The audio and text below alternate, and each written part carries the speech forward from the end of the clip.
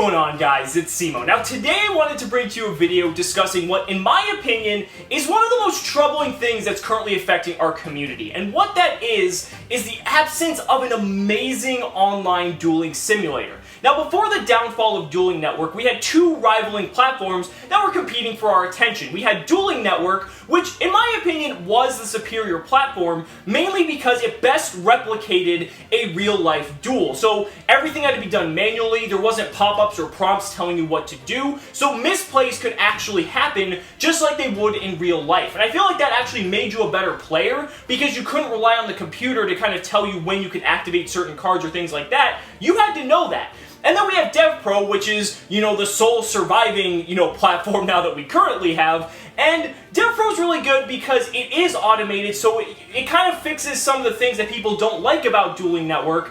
And by automating it, it also makes the barrier to entry much lower for people that are newer or are still learning the game. So it's a very good teaching tool.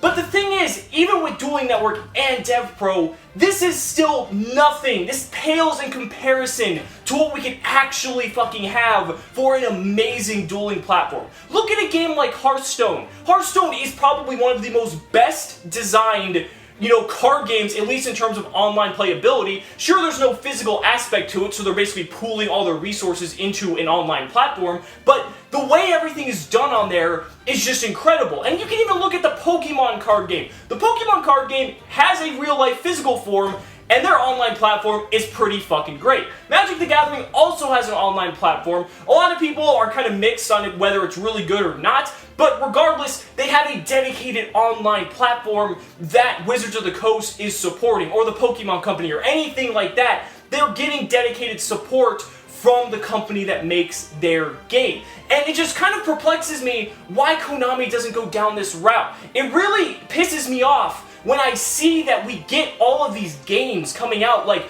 the new mobile one, Duel Links or whatever, and they keep continuously making Yu-Gi-Oh games for like Xbox and stuff, and they all fucking suck. Like, I'm sorry.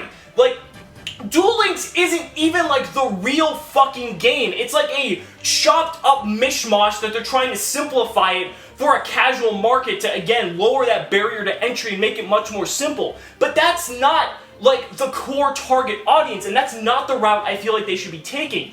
I also hate when they release a version like for Xbox or something, and they just release it, but then it's going to be obsolete in a few months when they release a new ban list, because the ban list is going to affect everything, and they don't update it on the platform, so then you're playing in a completely different format that's irrelevant to you. Now, I know this is coming from a competitive perspective. If you're playing from a casual perspective, you really don't care about these things, and you just want to have fun with it, and you don't really care playing in a different format. That's all well and good, and more power to you. I feel like there's a healthy medium that we as a community can achieve, that both the casual and the competitive market can both be satisfied, and that Konami can not only give us a platform to do so, but that we're actually willing to pay for. So I want to take a minute and kind of describe what this would look like. So Konami comes out with a new game. I don't know what the fuck they're going to call it, but essentially it would come out on, mobile devices. So you could download it from your app store, you can play it on your computer, on your tablet, anything. Because accessibility is one of the biggest things, and why Hearthstone is so fucking popular is because you can literally play it anywhere you have access to the internet. And that's fucking amazing. Like, I find myself doing that, and I wish I could do that with Yu-Gi-Oh! On a platform that didn't suck. So accessibility is one of the biggest things. And being able to use all the same cards and stuff on your account on any different device that you want is absolutely crazy. That would be so cool. So on top of that though, here's how I vision that this would come out. The game would be free. So anyone could play the game. You would start off kind of similar to a typical Yu-Gi-Oh game where you get like a shitty starter deck or something like that. You might get a few good cards, and then you're gonna kind of there's gonna be a lot of parallels here to Hearthstone, because Hearthstone is so successful, and I feel like they do so many things right for the online card game genre. So you get the game for free, you get your little starter deck of cards to get you started, and as you win games, you get currency, whatever currency they want that to be. With that currency, you can buy packs to get better cards, etc., etc., etc. So this is going to be pleasing the casual market because it's a free-to-play game, And the fact that they would make it automated, similar to how DevPro or any of their official games that have been coming out for the last, 10, 15 years, that's good because it helps teach players how to play the game, or it just kind of automates it and makes it much simpler to do so. Now again, they have the opportunity for microtransactions here that you can buy more currency, get more packs, things like that. So this is pleasing the casual market. And on top of that too, you can also have like the storylines from all the different animes, you can be dueling against the characters, you can do all the crazy fun stuff like that to appeal to the casual market. But here's where you appeal to the competitive market. What you do is, you implement a subscription-based model that if you pay $5 a month, you get access to all of the cards right from the start. So you don't have to go play getting shitty packs, hoping you get the good cards. You get all the cards right from the start. Thing is, you can only play in the competitive ranked ladder or the competitive social ladder to do so. So if you want to play casually, you can, but you're not getting any advantage over someone that's, normally playing. But the thing is, the competitive players want access to all the cards immediately. We don't want to go through the bullshit of having to get all the good cards just for the fact of having to do so and then have to play one another online.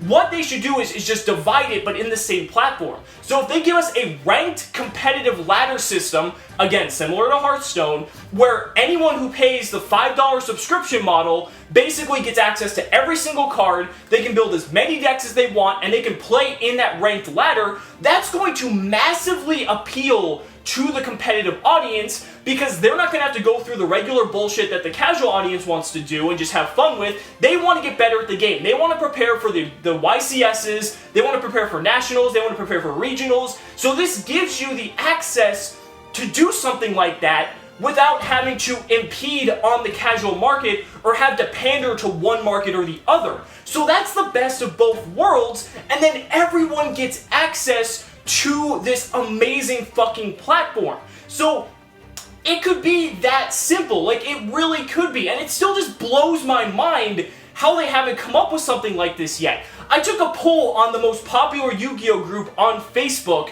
and got over 450 responses saying that they would be willing to pay at least $5 a month for something like that on the competitive spectrum. So that right there shows you that there is some sort of generated interest in something like this. And I really think that just for the better of the community, if we want to foster this community, welcoming as many players as possible, and see this game grow into the biggest game that we can possibly grow it into, a dedicated, fantastic, correctly done online dueling platform is key to that sort of success. And so that's really just what I wanted to talk about today. Something I'm pretty passionate about because I feel like it could just be the next step for Yu-Gi-Oh! Like, you could just imagine you're at a YCS and you're just kicking around, hanging out, you meet some new guys, and you can start dueling each other right there on the platform, and it's literally that simple. And I don't know how Konami wants to do it, if they care to do it, but it's the fact that you can have a recurring subscription model for it, the fact you can have microtransactions, there's so much potential for Konami to actually make money on it, but we're willing to pay for it. So that's what I wanted to kind of bring this video to you guys today about. So let me know down in the comments what you guys think about Konami making a fantastic, amazing online dueling simulator that we could just use until the end of time. So that's what I really just want to discuss. Would you pay a subscription model for that? Would you rather pay a one-time fee? I really want to see what your guys' opinions are on this in the comments below. So thank you all so much for watching the video. If you didn't already, be sure to like the video and share it with your friends. And if you haven't, be sure to subscribe to the channel as well. And last but not least, if you really enjoy my content, consider backing me on Patreon, because throwing a couple bucks my way continues to fuel me to make this amazing content for all of you. So again, thank you so much for watching, and we'll see you next time.